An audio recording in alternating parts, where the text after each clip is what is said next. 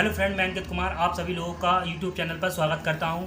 और मैं आज बताऊंगा आपको कि आरआरबी 2018 में जो वैकेंसी निकली हुई थी तो मेरा उसमें कैसे सिलेक्शन हुआ। तो मैंने मैथ कहाँ से पढ़ी, फिजिक्स कहाँ से पढ़ी और साइंस कहाँ से पढ़ी, मैं आप इस वीडियो में आपको सब कुछ बताऊँगा। तो अब मैंने आरआरबी इलाहाबाद 2018 में फॉर्म डाला हुआ था, जिसमें मेरी पोस्टिंग आरआरबी इलाहाबाद के झांसी मंडल के करारी स्टेशन पॉइंट्समैन बी के पद पर कार्यरत हूँ। आज मैं बताऊंगा आपको कि जो इस लड़के को घर पर पोस्टिंग मिलती है तो उसे कैसा महसूस होता है, कितना खुश लगता है घर पे ही, क्योंकि मेरा घर झांसी में है तो मुझे ज़्यादा प्रॉब्लम नहीं होती है ड्यूटी करने में, क्योंकि 10-20 मिनट का रास्ता होता है तो कोई ज़्यादा प्रॉब्लम नहीं होती। आज मैं बताऊंगा आपको कि आपको कौन कौन सी बुक को पढ़ना है, क्या क्या पढ़ना है, आपको सब सारी ऑल चीज़ें बताऊंगा। मेरे रॉ मार्क्स 67 थे, नॉर्मलाइजेशन मार्क्स 84.5 थे और मुझे डिवीज़न जहाँ से अलॉट हुआ था और मेरी पोस्ट स्पॉन्समैन है। तो मेरे रॉ मार्क्स 67 थे, तो मेरा शिफ्ट का पेपर जो है कि बहुत कठिन था और 67 मार्क्स भी आना एक अपने आप में बहुत बड़ी बात थी, क्योंकि इस बार ग्रुप डी में बहुत पेपर भी अच्छे आए हुए थे और कठिन भी थे बहुत। इसलिए हम लोग क्या करेंगे कि इसलिए मेरे नॉर्मलाइजेशन मार्क्स जो है कि काफ़ी अच्छे 84.5 हो गए 67 से। मेरे दोस्त भी, उन लोगों के भी काफ़ी अच्छे इसी शिफ्ट में काफ़ी अच्छे नंबर मिले हैं। एक दोस्त के तो 61 में से 61 आए थे उसके रो मार्क्स, लेकिन उसका नॉर्मलाइजेशन होने के बाद 90। तो फ्रेंड डरिए नहीं, अगर शिफ्ट कठिन भी है तो आपका जो है पेपर कि नॉर्मलाइजेशन पक्का होने वाला है। तो सोचिए कि कठिन नहीं आए, क्योंकि कठिन से पेपर का जो लेवल है वो नॉर्मलाइजेशन मार्क्स में अच्छा हो जाता। तो फ्रेंड आपको हर रोज़ कंटिन्यूटी से पढ़ना पड़ेगा, रोज़ थोड़ा थोड़ा धीरे धीरे करके आपको पढ़ना पड़ेगा, क्योंकि रेलवे एक ऐसा एग्ज़ाम है जो आपको धैर्य से और शांत तरीके से देना होगा। क्योंकि अगर आप एक विषय को ज़्यादा लेते हो तो आपको दिक्कत होगी आगे। तो आपको चारों विषय को इक्वली लेना है। मतलब अगर मैथ ज़्यादा पढ़ी तो रीजनिंग और जीके में प्रॉब्लम होगी, इसलिए आपको रोज़ थोड़ा थोड़ा हर विषय को इक्वली टाइम देना होगा। अब मैं आपको बताऊंगा कि आप मैथ और साइंस और रीजनिंग किस किस बुक से पढ़ोगे। तो सबसे पहले बताते हैं मैं आपको कि ये है मैथ की बुक। ये मैथ की बुक है, ये आरआरबी 2020 में आई हुई एक बुक है, बहुत अच्छी बुक है। इसमें आरआरबी के सारे पेपर हुए हैं।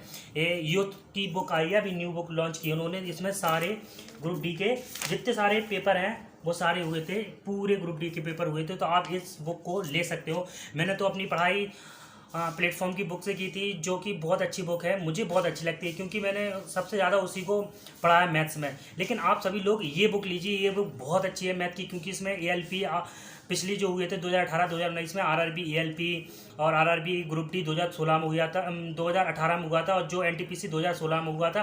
सारी बुक है इसमें। आरआरबी पैरामेडिकल भी है, आरआरबी जेई है, जितने आरआरबी ने कराए हैं इसमें सारे हैं, क्योंकि मैथ की बुक बहुत अच्छी बुक है। इसमें आपको सॉल्यूशन भी मिल जाएगा और ये फ्लिपकार्ट पे अवेलेबल है और अमेजन पे भी आप किसी से भी ले सकते हो। तो फ्रेंड, अब मैथ के बाद अब मैं बताऊंगा आपको कि आपको रीजनिंग कहाँ से पढ़नी है। देखो, मैं रीजनिंग पढ़ता हूँ। मैंने जब रीजनिंग पढ़ी थी तो मैं प्रैक्टिस सेट लगाता था रोज़, तो प्रैक्टिस सेट में मेरी रीजनिंग पूरी कवर हो जाती थी। उसके बाद क्या है कि रीजनिंग में ज़्यादा इतना बड़ा इशू नहीं है पढ़ने का। अगर आप रोज़ प्रैक्टिस सेट भी लगाते हो तो आपकी रीजनिंग कंप्लीट हो जाएगी, उसमें कोई बड़ी बात नहीं है। उसके बाद अगर रीजनिंग आपको पढ़ना है तो आप ये वाली बुक फिर से बताएंगे आपको, इसमें भी पूरे सारे क्वेश्चन दिए हुए हैं। आरआरबी 2020 की है, ये रीजनिंग की बुक है, बहुत अच्छी बुक है। इसमें भी आपको ALP, RRB group D, RRB NTPC और आरआरबी जेई जितने सारे पेपर हुए हैं वो सब मिल जाएंगे आपको इसमें। और आपको पूरे जितने चैप्टर हैं रीजनिंग के वो सारे मिल जाएंगे। मैंने अपनी रीजनिंग तो सेट से ही कंप्लीट की है, क्योंकि मुझे इतना ज़्यादा दिक्कत नहीं हुआ था, क्योंकि प्रैक्टिस सेट लगाते लगाते भी रीजनिंग का एक आइडिया मिल जाता है। दोस्तों, आपने तो बहुत सारी रीजनिंग लगाई होगी, आप प्रैक्टिस सेट कहीं लगा रहे होंगे, तो उसमें कितना बड़ा इशू नहीं है। आप रीजनिंग की बुक ले भी सकते हैं और नहीं भी ले सकते हैं, क्योंकि रीजनिंग में एक ऐसा वो है। और अब की बार पेपर आ रहे हैं तो इतना कठिन भी नहीं पूछ रहे हैं आरआरबी में, तो आपको प्रॉब्लम नहीं होगी। तो फ्रेंड्स, सबसे मेन चीज़ आ गई है अब साइंस। अब लोगों को लगता है कि हम कहाँ से पढ़े कहाँ से नहीं पढ़े। साइंस के लिए सबसे ज़्यादा क्या ज़रूरी है कि आपको एनसीईआरटी पढ़नी चाहिए। एनसीईआरटी मैंने जब अपनी स्टडी की थी तो मैंने अब क्या किया था, एनसीईआरटी पढ़ा हुआ था। दूसरा क्या, लूसेंट की बुक पढ़ी हुई थी। अब प्रॉब्लम कहाँ हो गई मुझे कि मैंने एनसीईआरटी पढ़ी, ठीक है, और मैंने लूसेंट भी पढ़ी, वो भी ठीक है, लेकिन अब सवाल कहाँ से लगा, सवालों की ज़्यादा, न्यूमेरिकल की ज़्यादा प्रॉब्लम होती है साइंस के सवालों।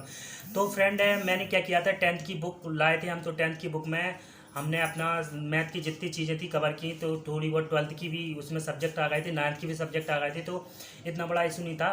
तो मैंने तो अपना कवर कर लिया था, क्योंकि साइंस एक ऐसा चैप्टर है कि अब लूसेंट में उतना इनफ नहीं दिया जाता है, उतना ही दिया जाता है। अब क्योंकि आजकल के पेपर इतने थोड़ा टॉप लेवल के आ रहे हैं, तो आपको क्या करना चाहिए, इस साइंस की ये बुक है आरआरबी 2020, वही साइंस की बुक है। पूरी सारी बुक्स हमने बताई है, यूथ की बुक बताई है। इसमें आपको आरआरबी के जितने सारे पेपर हुए हैं, जितने सारे RRB LP, RRB group D, RRB NTPC, RRB JE, RRB paramedical, इसमें जितनी पूरी साइंस जितने शिफ्टों में पूछिए सारी शिफ्ट के पेपर इसमें हैं, विद सॉल्यूशन के साथ है इसमें। तो इस बुक से अच्छी शायद कोई बुक तैयारी करने के लिए होगी, क्योंकि इस बुक में सवाल भी हैं आपके, प्लस फिजिक्स और केमिस्ट्री और बायोलॉजी, फिजिक्स के ऑल चैप्टर हैं, केमिस्ट्री के भी ऑल चैप्टर हैं जो आए हुए हैं, और बायोलॉजी के पूरे चैप्टर हैं। तो ये बुक बहुत अच्छी बुक है, आपको इसको भी खरीद सकते हैं बुक, क्योंकि ये बुक से इतना फ़ायदा मिलेगा फ्रेंड्स आप लोगों की, आप लोगों को कोई प्रॉब्लम नहीं होगी, क्योंकि इस किताब में हर चीज़ का सॉल्यूशन भी है।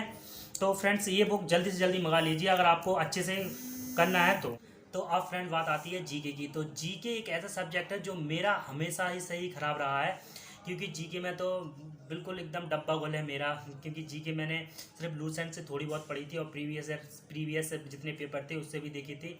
और उसके बाद प्रैक्टिस सेट इतनी बड़ी ताकत होती है फ्रेंड्स कि प्रैक्टिस सेट हमें रोज़ लगाना चाहिए, क्योंकि इससे हमें अपनी गलतियों को अपना पूरा पता चलता है कि गलतियाँ हमारी कहाँ कहाँ हो रही हैं। जैसे आपने मैथ्स के क्वेश्चन लगाए, तो मैथ्स में आपको पता चल जाएगा कि मेरी कहाँ कहाँ गलतियाँ, क्योंकि प्रैक्टिस सेट में सारी गलतियाँ आपको धीरे धीरे मालूम होता चला जाएगा। तो प्रैक्टिस सेट क्या करोगे आप, पहले जब प्रैक्टिस सेट स्टार्ट करो तो प्रैक्टिस सेट में सबसे पहले मैथ, रीजनिंग जो पहले आपको प्रिपेयर लगता है वो लगाओ। अब आप जैसे रोज़ प्रैक्टिस सेट लगाए तो आपको स्पेसिफिक पता चल जाएगा कि आप कहाँ कहाँ गलती कर रहे हैं। तो प्रैक्टिस सेट आपको रोज़ लगाना पड़ेगा, क्योंकि प्रैक्टिस सेट से आपके जीके और रीजनिंग और मैथ तीनों भी इतने अच्छे हो जाएंगे सब्जेक्ट्स की, उसमें कुछ प्रॉब्लम नहीं होगी। अब उसके बाद क्या होता रहता है कि हम जीके कहाँ से पढ़ना, तो जीके सबसे बढ़िया है लूसेंट से पढ़िए आप, और लूसेंट के बाद कोई दिक्कत नहीं है, क्योंकि लूसेंट में वो सारी चीज़ें दी हुई हैं जो एग्ज़ाम में आती हुई हैं। अब उसके बाद आती है, मेरे पास एक बुक है जीके की जो मैं बताता हूँ आपको, मैं तो यही प्रेफर करता हूँ। मेरे पास एक पीडीएफ है, तो आपको डिस्क्रिप्शन बॉक्स में मैं पीडीएफ का लिंक दे दूँगा, तो आपको ये पूरी क्योंकि ये इतनी अच्छी बुक है, मुझे इतनी अच्छी लगी, क्योंकि हर एग्ज़ाम के लिए मैं यही बुक ले लेता। प्रैक्टिस सेट लगाने के बाद आपको दो चीज़ों में प्रॉब्लम होगी, क्योंकि आप जहाँ प्रैक्टिस सेट लगाने जाओगे तो वहाँ लड़के बहुत सारे होंगे, तो आपको प्रॉब्लम झेलना पड़ेगा। तो शुरुआत में सभी को दिक्कत है, क्योंकि सभी जीरो से स्टार्ट करते हैं, फिर उसके बाद धीरे धीरे अपने मकाम पर पहुँचते हैं। तो आप डरिए मत और आराम से अपनी तैयारी कीजिए। जब मैं यहाँ आया था तो मेरे मुश्किल से कम 12, 15, 20 मार्क्स आते थे, पर धीरे धीरे तैयारी करके, मेरा एक दोस्त है उसका नाम राकेश है, वो और हम दोनों ने इतनी सारी मेहनत की, क्योंकि कोई किसी के रूम पर नहीं जाते थे, हम दोनों एक साथ अपने ग्रुप में अंदर अपनी स्टडी करते थे बहुत अच्छे से।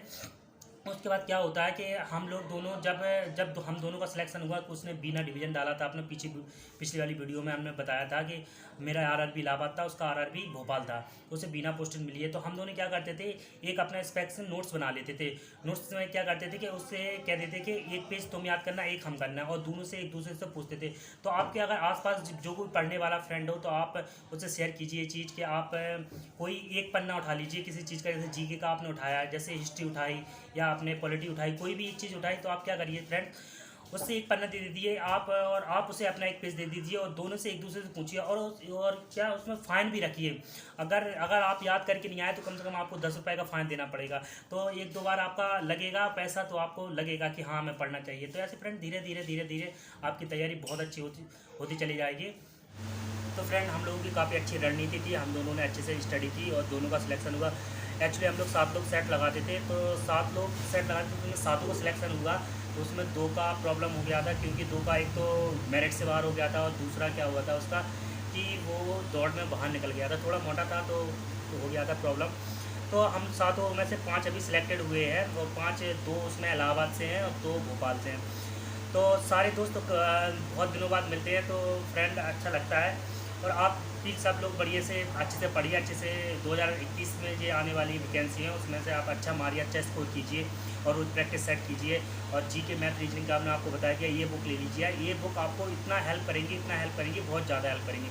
तो चलिए फ्रेंड मिलते हैं अगली वीडियो में। अगर फ्रेंड्स वीडियो अच्छी लगी हो तो वीडियो को लाइक करें, सब्सक्राइब करें, कमेंट करें, और ऐसी वीडियो पाने के लिए चैनल को सब्सक्राइब करें। बाय।